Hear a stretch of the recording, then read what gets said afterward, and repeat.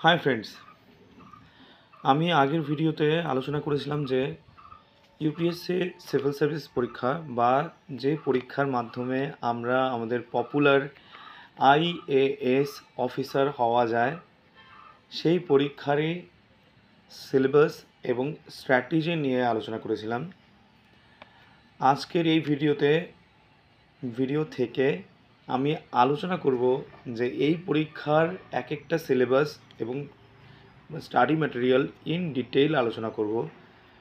কোথা থেকে কতটুকু পড়তে হতে পারে, তারপর কি প্ল্যান হওয়া উচিত, স্ট্র্যাটেজি ইন ডিটেইল অ্যানালিসিস করা, এইসব নিয়ে আমি আলোচনা করব। আর আগের ভিডিওতে আমি বলেছিলাম যে মেইনসেরও প্রিপারেশনের আগে অন্তত এক বছর ডিটেইলভাবে প্রিলিমসের প্রিপারেশনটা থাকা দরকার যতটা সম্ভব। যদিও এক বছরের প্রিলিমসের সিলেবাস শেষ করা যায় না, ইউটিউব দেখে এটা ভাববে না যে যারা যারা সাকসেস পেয়ে যাচ্ছে, এক বছরের প্রিপারেশনে সাকসেস পাচ্ছে, এরা তোমাকে মুরগি বানাচ্ছে, সোজা কথা। হ্যাঁ, এক বছরে কখনো ইউপিএসসি প্রিপারেশন হয় না। তো যাই হোক, আমরা আবার মূল টপিকে ফিরে আসি যে এক বছর তোমাকে প্রিলিমসের একটা ওভারঅল স্টাডি দরকার, যাতে কি না তোমরা ইউপিএসসি মেইনসের সিলেবাসকে গভীর থেকে গভীরতরভাবে বোঝার ক্ষমতা আসে। যে এক একটা লাইন পড়বে সিলেবাসের এবং তার গভীরতা কতটুকু তোমাকে পড়তে হবে, এই আইডিয়াটা থাকা দরকার। আমি প্রিলিমসে সেই এক বছরের কি পড়া দরকার সেটার জন্য আমি আলাদা না হয় ভিডিও বানাবো। তো আজকের এই ভিডিওতে আমি শুধুমাত্র ইউপিএসসি মেইনস পরীক্ষার যে প্রথম পত্র বা কম্পালসারি পেপার 1 ইন্ডিয়ান ল্যাঙ্গুয়েজ, এই সম্বন্ধে আমি আলোচনা করব। ইন্ডিয়ান ল্যাঙ্গুয়েজে যে ভারতীয় যে কনস্টিটিউশন যে হয় তার শিডিউলে কিন্তু ল্যাঙ্গুয়েজগুলো ইনক্লুড করা আছে। সেখানে যেসব ভাষা ইনক্লুড করা থাকে সেই সব ভাষারই কিন্তু পরীক্ষা তুমি দিতে পারবে ইউপিএসসি সিভিল সার্ভিস পরীক্ষায়। সেখানে বাংলা ইনক্লুড করা আছে।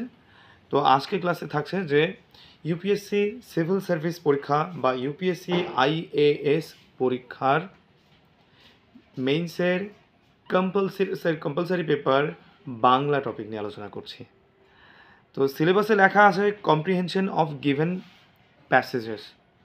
এটার অর্থ এমন যে তোমাকে একটা বাংলাতে প্যারাগ্রাফ দেওয়া থাকবে, বা হচ্ছে কি যে গদ্যের মতো, আমি এভাবে বলতে পারি। প্যাসেজটা বারবার ইংলিশ ইউজ করা উচিত নয়, যদিও সিলেবাসের মধ্যে ইংলিশেই লেখা আছে। তো আমি ধরলাম যে বাংলায় প্যাসেজ লেখা আছে। এবার সেখানে সেই তার নিচে 5-6টা কোয়েশ্চেন দেওয়া থাকবে, 5টা কোয়েশ্চেন, এক একটা 12 নম্বর। সেই কোয়েশ্চেনকে মানে সেই প্যাসেজটা পড়ার পর সেই এক একটা কোয়েশ্চেনের হচ্ছে কি আনসার দিতে হবে। টোটাল 60 নম্বরের প্রশ্ন। এরপর আসবে প্রেসি রাইটিং মানে একটা বড় প্যাসেজ দেওয়া থাকবে, সেটা যত ওয়ার্ডের ধরলাম, 200 ওয়ার্ডের বা 300-400 ওয়ার্ডের ধরলাম। সাধারণত আমি দেখেছি 200 ওয়ার্ডের থাকে, 200 থেকে 250 ওয়ার্ডের থাকে, বা ধরো 300 ওয়ার্ডও থাকে কখনো, 300 ওয়ার্ড। তো এবার 1/3 ওয়ার্ডে শব্দে তোমাকে সেটাকে জিস্টটা লিখতে হবে, সার সংক্ষেপটা লিখতে হবে। এখানে থাকবে 60 নাম্বার। এবার লেখা আছে ইউজেস অ্যান্ড ভোকাবুলারি, মানে বাংলা শব্দকে চেনো। আরও অনেক কঠিন বাংলা, তবে এত কঠিন বাংলা আসে না। মূলত আমি দেখেছি কোয়েশ্চেন অ্যানালিসিস করে আমি কোয়েশ্চেন সম্বন্ধে আসবো, ইয়ার ভিত্তিকভাবে আসবো আমি। তো এখানে তোমাকে গ্রামার পড়তে হবে, বাংলা ব্যাকরণ পড়তে হবে, এবং সেখানে বাক্যতে কি করে তুমি ব্যাকরণকে ইউজ করবে, হ্যাঁ, সেই সম্বন্ধে তোমাকে পড়াশোনা করতে হবে। আর লেখা আছে শর্ট এসে মানে ছোট যে 1.5-2 পেজে এসে লিখবে তা নয়। সেখানে ওয়ার্ড লিমিট থাকে, কখনো 750 শব্দ দেওয়া থাকে, বা কখনো 600 শব্দ দেওয়া থাকে লিমিট। এটা আবার 100 নম্বরের রচনা। এবার আসি আমরা translation from English to Indian language and vice versa, মানে বাংলা থেকে ইংলিশে ট্রান্সলেশন, আবার ইংলিশ থেকে বাংলা ট্রান্সলেশন। এক একটা ট্রান্সলেশনে হচ্ছে 20 নাম্বার করে, তাহলে 40 নাম্বার দুটো ট্রান্সলেশন। তাহলে টোটাল হলো তোমাদের হচ্ছে 300 নাম্বারের পরীক্ষা। এই ছিল সিলেবাস। এবার আসি আমরা যে কোয়েশ্চেন অ্যানালিসিস করি, যে ইউপিএসসি সিভিল সার্ভিস পরীক্ষার বিগত বছরের প্রশ্ন কী কী দেওয়া আছে সেটা আমরা দেখার চেষ্টা করি। 2018, আচ্ছা একটা কথা বলি, 2018, 19, 20, 21, 22, 23, 24 এই কয়েকটা 7টা বছরের আমি কোয়েশ্চেন অ্যানালিসিস করেছি। তাতে দেখলাম প্রত্যেকটা বছরেই কিন্তু 1 নম্বরের রচনা আসছে, 100 নম্বরের রচনা।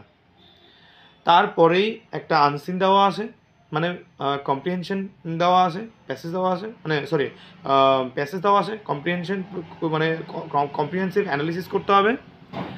তার জন্য থাকছে 60 নাম্বার, 5টা বড় প্রশ্ন থাকছে, 5, 12, 60, তার মানে 60 নাম্বার। আগের 100, আনসিনে 60, 160 হলো। তারপরে হচ্ছে কি বলে, হ্যাঁ রচনা 100, আনসিন 160, 160। এবার প্রেসি রাইটিং, সার সংক্ষেপ লেখা, সেখানে 60, তার মানে 220 হয়ে গেল। এবার বাংলা থেকে ইংলিশে ট্রান্সলেশন, ইংলিশ থেকে বাংলায় ট্রান্সলেশন, 20, 20, 40, তাহলে কত হলো, 260 হলো।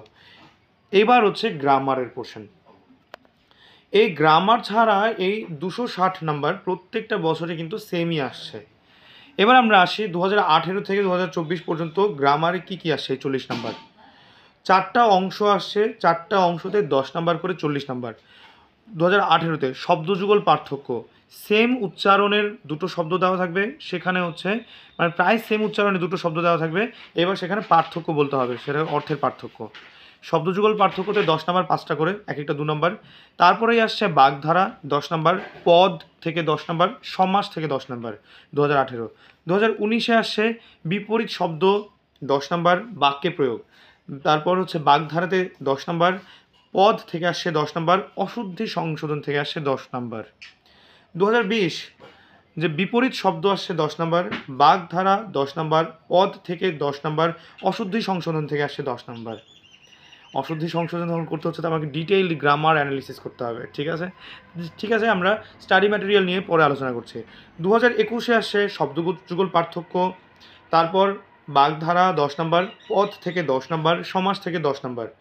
তারপর 2022-এ আসছে শব্দযুগল পার্থক্য 10 নাম্বার, অশুদ্ধি সংশোধন 10 নাম্বার, বিপরীত শব্দ 10 নাম্বার, তারপর হচ্ছে বাগধারা থেকে 10 নাম্বার। তারপর 2023 থেকে হচ্ছে বাগধারা 10 নাম্বার, সমাস 10 নাম্বার, বিপরীত শব্দ 10 নাম্বার, অশুদ্ধি সংশোধন 10 নাম্বার।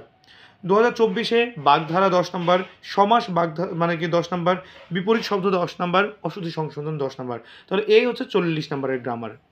তার মানে তোমরা বুঝেই যাচ্ছ যে তোমাকে গ্রামার, যদিও এখানে সিলেবাসে লেখা আছে যে ইউজেস অ্যান্ড ভোকাবুলারি পড়তে হবে, তার মানে এমন নয় যে তোমাকে ডিটেইলড ব্যাকরণ পড়তে হবে, পুরো মানে বাংলা ব্যাকরণ পড়তে হবে, এমনটা নয় কিন্তু 40 নাম্বারের জন্য।